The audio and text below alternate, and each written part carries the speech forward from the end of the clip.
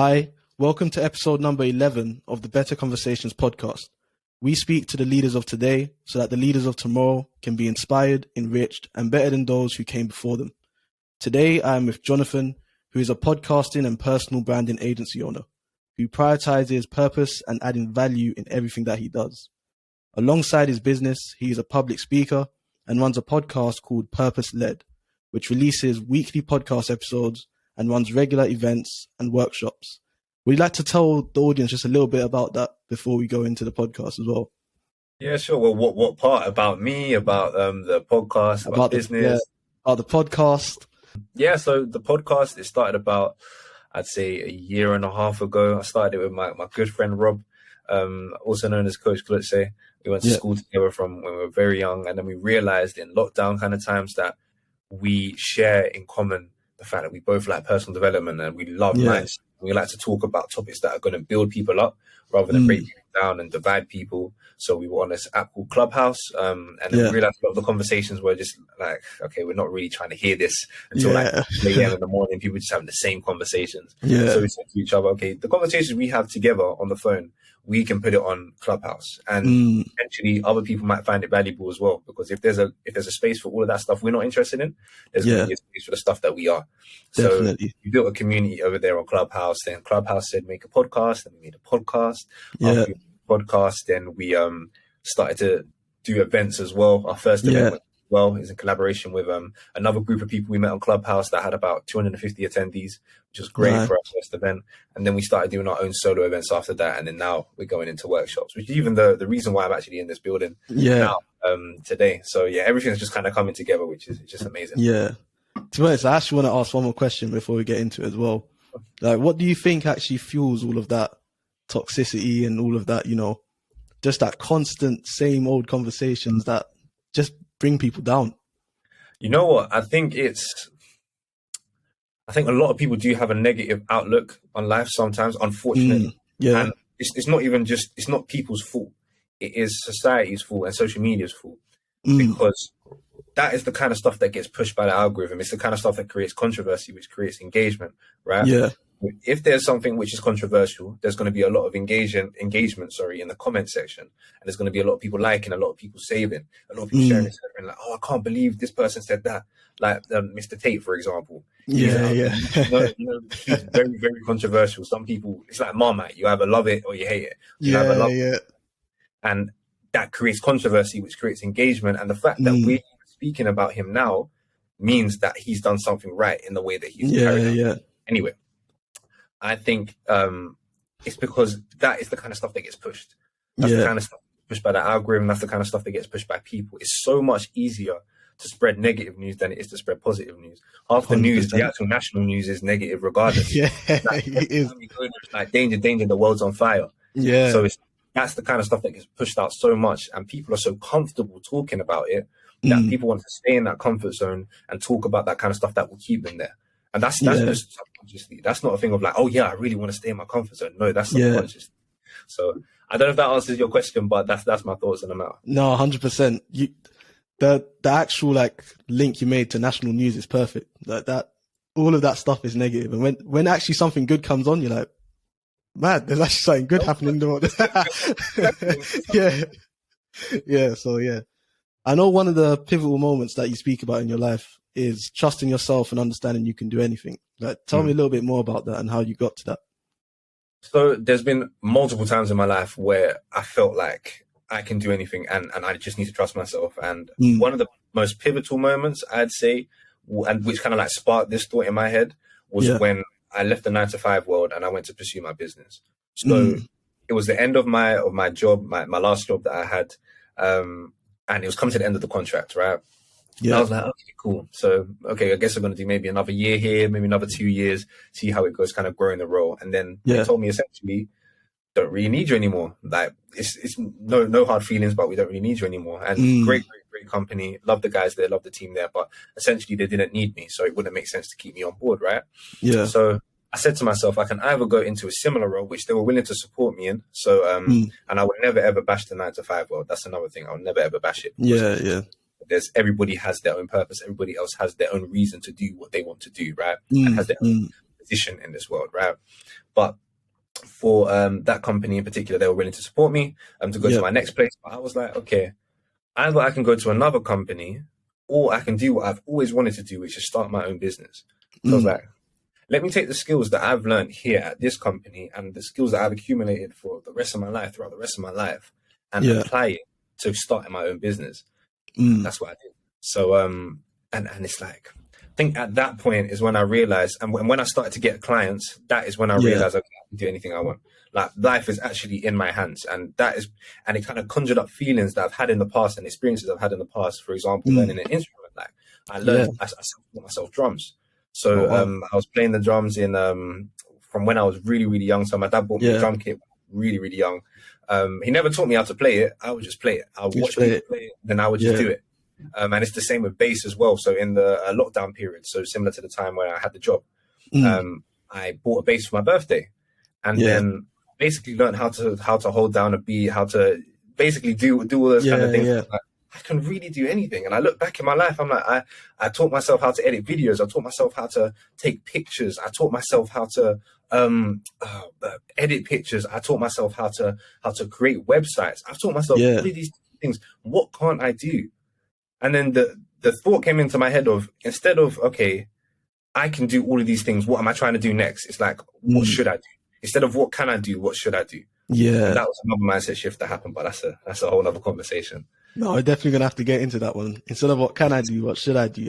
To be honest, that's actually a question that a lot of people I think are faced with, especially because we live in a world now where there's so many opportunities. You're kind of unlimited to what you actually can do. So how did you manage to find that focus to scope down into what you should do? I think the way that I did it was I tried many different things. I said, okay, what feels good, what feels right, what can I do? So I went to the what can I do? So my skills, so okay, the photography, tried that, the videography, tried that, the marketing, tried that as well.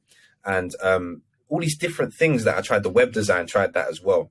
All these different things that I tried, they were just like, it's not really fitting. So how about I make a combination of all those things, like a combination of all those things, and then try and go, because I like little parts of all of those things. So I took little parts of all of those things, and in my business now, everything kind of goes together. Yeah. So it even supports the fact that everything happens for a reason. That's one of my strong beliefs. Everything actually happens for a reason. Every business venture I've started, every skill that I've learned all of this stuff for a reason. Like even a team, let's say, for example, I had in the past that didn't work out, I learned how to maybe not handle a team or how to handle a team. So every single situation that happens in life, I believe it happens for a reason. And that kind of all combines into me doing what I'm doing right now. So it's more so trying things and seeing what works. And when you see what works, take what you can from that and apply it to the next thing that you're doing. And eventually you'll get to the point where you want to be. Yeah, I like that. And I think this leads nicely into that second point that you always talk about as well, which is adding value, because it will always come back to you. You focused on what you should do. And I guess what you should do also makes you feel like you're adding value, or you're fulfilling some sense of purpose. So yeah, tell me a bit about that, how you got to the adding value and it will always come back as well. So adding value, I've seen it in so many different areas of my life. Just being able to speak to people and being able to leave an impact on them in the form of value, whatever that might be. So let's say, for example, it's marketing information, whether it, for example, it's personal branding information, or it's a business consultancy. Anything that I do, I just want to add value. Whenever I speak to someone, that is just my way of thinking. Okay, how can I add value? On our previous call, Taylor, I was telling you, okay, how do I add value to you? Like, you should try that. You should try that. And just exactly with your partner, Paul, I was like, you should try this. You should try that. And I always see the value come back to me. It doesn't matter if it's from that person or from the next. I will always see it come back to me in some sort of way. I believe it's a universal law. Like, I believe in sowing and reaping. Some people call it karma. That's what I believe. And it's the same thing with adding value. So let's say, for example, your partner, Paul, for example, I jumped on a call with him first. And I said to him, I want to, how do I add value to you? And then I figured it out. I told him, so you should try this, you should try that. And then he passed on the information to you and he said, this guy's great. Like we need to get this guy on. Because I value to him, and I didn't do it with expecting anything in return. And that's been the same for any partnerships I've been involved in, any business deals that I've been, also many business deals that I've been involved in. They have passed because I've added value to the person in the first place. And people always appreciate when you add value generously, because when you can add value generously, it means that you have more in the locker. Like, if this is what you're giving out to me for free, like, imagine what I could get if I paid. Or let's say, for example, this is what you're giving out to me now. Imagine what I could get when we develop the relationship. And there's also a thing of give and take. So always it's the what is it? It is the law of reciprocation. The law of reciprocation. Whenever you give something to somebody, they feel inclined to give something back. And that's not 100%. Why I'm giving out information, but that's just how the world works. They feel inclined to give something back. So let's say, for example, I give someone information, I add value to someone. They're going to subconsciously want to add value to me as well. So it's just a valuable exchange at that point. It's the same thing with Purpose-Led, the podcast. Like, we just give out free value in the form of podcasts. We change people's lives. Some guy sent us a DM the other day saying he might not have been around anymore if it wasn't for our podcast. Wow. And that touched me. That's impact. That is impact. That is just from us giving out these free podcasts. We don't charge for it. And then the value comes back to us when we put out an event and then the tickets get sold out. The value comes back to us when people tell us stuff like that. I might not have been around had it not been for you guys. The value comes back to us when we went to a school the other day. We spoke at our first school. That was amazing. There was kids that stayed behind saying, thank you so much. Looking at us like big brothers and being able to pass on some information that we've learned through life the hard way. Them so they can learn it earlier on. That's just passing on value and getting value back. I get something from doing that. So, I feel, in a long way of saying, I feel like adding value is one of the most important things in life. And it wasn't a particular moment in time where I realized that. It's just more so a continuous thing. Yeah, continuous thing. I completely agree. And where do you think that self-giving, that generosity comes from? Because I think we're now sort of seeing a more, I guess, world that's more self-centered, more individualistic, that sort of isn't really about that sort of generosity, giving without expecting receiving, even though you know it's going to come back. You know, you have to kind of give without expecting to receive so you can give fully. Like where do you think that generosity comes from as well? For me personally, I grew up in church, so it's like giving, it will come back to you. It's like, just give abundantly, right? Give with a giving heart. So I've been brought up on that. I've been brought up on generosity, and then I haven't always been generous. I'll tell you that much. I've not always been generous, but there was also a point in life when, not even a point in life, it's when I started to see the people I was looking up to saying the same things. That they may not have necessarily been Christian, and that's completely fine, but they said, oh yeah, just add value, will come back to you. Add value, will come back to you. So they're saying the same thing that I've been hearing from earlier on in my life. So I'm saying, okay, if my parents have said this, other people in my past have said this in the past, and it's worked for them. And these people that I look up to have also said the same thing. There are way too many coincidences for me not to be paying attention. Like, okay, let me pay attention, and then let me just add some value and see where it leads. And Tavian, it has, it's worked. It's worked. It's helped me a lot because I help people, and I love that. Yeah. And the law of like reciprocity, the one you just said, that is actually psychological. Because even then, like what you just mentioned as well about you even coming onto our podcast, and I remember you like in the call before, you were saying, you know, you read, like what type of books do you read? And I sent a whole bunch of, I said, because I just felt like I have to give to you, you know what I mean? Like, so 100% it's the same, it's reciprocal. So yeah, that is one thing people can take away 100%. Like just give, like actually try giving value generously without expecting something back. Like I like that one. And yeah, the third one that you normally say that's quite pivotal to you was seeing that the vision is actually, you know, it's actually positive. It's actually possible, you know, it can actually work. So yeah, tell us when that moment was. Okay, so in terms of seeing that the vision is possible, I'd say, okay, there was this one guy who went to my school. His name's Cam. Really, really cool guy, really nice guy. And he goes to my gym actually now. And I saw that he was doing something very similar to, actually, I didn't even say this. So this even leads me on to a different point, right? I'm sure I won't take up too much of your time, but no, it's good. To a different point where there was at one point, right, when I was just starting up my marketing agency. So I started off with the marketing agency and kind of transitioned into the podcast and personal branding agency.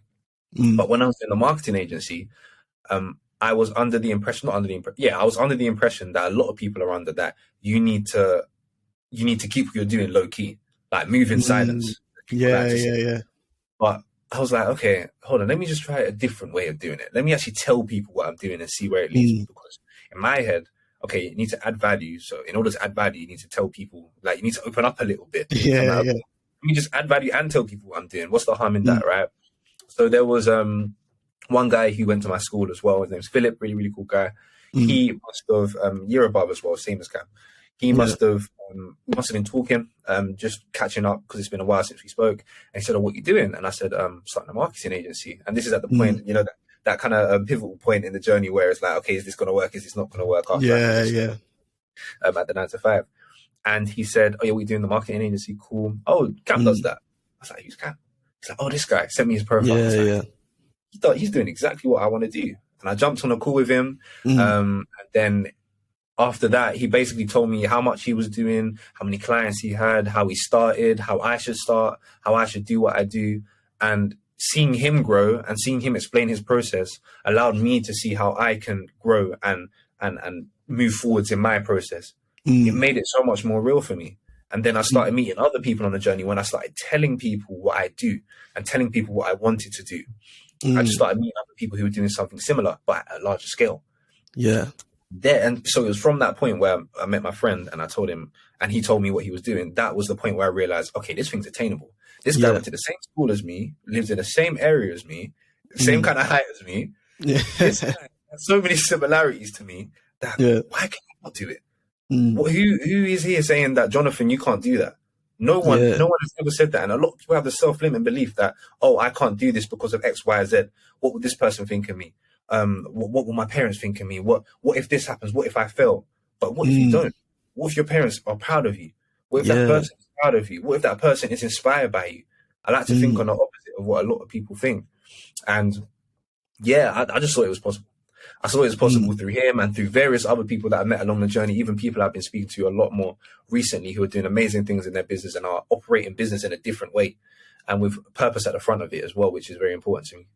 Yeah, like 100%. What you just went to as well, like our brains, again, like psychologically, we always think of the negative because our brains actually try to protect us. From, it actually tries to protect us from taking risk. And it's doing the right thing, but a lot of the time it's actually taking the risk that actually allows us to actually see our full potential and actually see what's possible. So 100%, I agree with that one as well. So to end off, like we always end off with this one question: what is the one thing you would advise your younger self?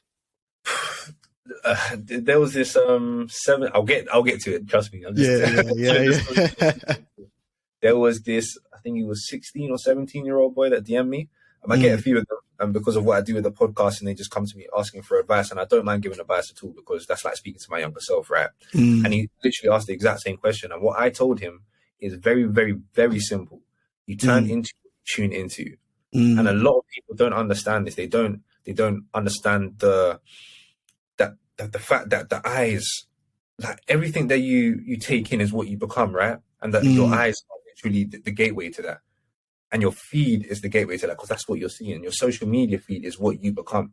And I've seen it so many times. People who watch all the Love Island stuff and the gossip. Man, let me not even talk about people. Let me talk about myself. When I was watching all that stuff, like the meme pages, it's like garbage in, garbage out is what I think. I can't remember who it was. It Grant Cardone or Alex Hormozy? Someone said that. Garbage in, garbage out. You put in garbage, your input is garbage, your output is going to be garbage too, right? It's going to be trash. So I realized in my own life when my feed was full of trash, for lack of better words, when my feed was full of trash, my output was trash. I wasn't talking about the right things. It was just like gossiping, and it was like just stuff that didn't matter is what I was tuning into. So that is what I was turning into. And that was what I was doing, stuff that didn't matter. I was scrolling through my phone endlessly, looking at stuff that's not going to help me. But then I realized, okay, let me just change my feed. Let me change my feed. Let me change who I'm following. I followed all of the meme pages. I didn't delete my old Twitter page, but I created a new Twitter page. And I only followed people who talked about mindset, psychology, and business. That's it on Twitter. So what did I see on Twitter? Mindset, psychology, and business. I didn't see any messiness of Twitter sometimes. I'll be Twitter can be, and Instagram as well. I unfollowed all the meme pages and started following positive pages. So like, there's this page called Your Positive News. They do some amazing stuff there, and it's literally just positive posts. It's about people's rebuilding the connections with their parents. It's about people doing something really, really generous for someone. Imagine I'm seeing that every single day. So there's no wonder why I'm like this. There's no wonder why I'm like this, because that is all I'm seeing, Tavian. That's all I'm seeing. All I'm seeing is positive stuff. All I'm seeing is good stuff. So how can I be anything else? Yeah. If you were a baby, right, you were just born out of the womb, and everything around you is positive. It's amazing. The world is perfect. You're going to grow up thinking that the world is that way, and you're going to put that energy out there. Yeah. And it's the same thing with our social media feeds. We spend so much time on social media that what we see is what we become. So I would just rather become something much more positive and actually turn into what I'm tuning into, which is that positive stuff and business stuff and psychological stuff and the mindset stuff. And that is basically what I put out there. Yeah. And you know what? All of those 3 things that you went through and the one thing you advised yourself, it all links up, because I can see like a constant string for all of them, like seeing that the vision's possible. You have to make sure that you're actually around a set of people. You're actually getting things into you, like through your eyes, through what you're hearing. You're actually getting things into you to actually make you believe that it's possible. So 100% as well, everything that you put in, it comes out through action, through words. 100% agree. So yeah, that principle there, I think a lot of people can take something away. Before we close off, let people know where they can find you. Yeah. So you can find me my website, reidentify.co, reidentify.co. That's my business website. And then also my personal profile, which is Join J Reid, JoinJreid. I'm not too sure if I want to change my personal brand page, but here we are. If I do, then I'll let you know. And then LinkedIn is Jonathan Reid, which is JONATHANREID. Thank you very much, Jonathan. It's been a pleasure talking to you. And likewise, it's been a pleasure talking to you as well, Tavian. You've just listened to A Better Conversation, and we hope to see you next time.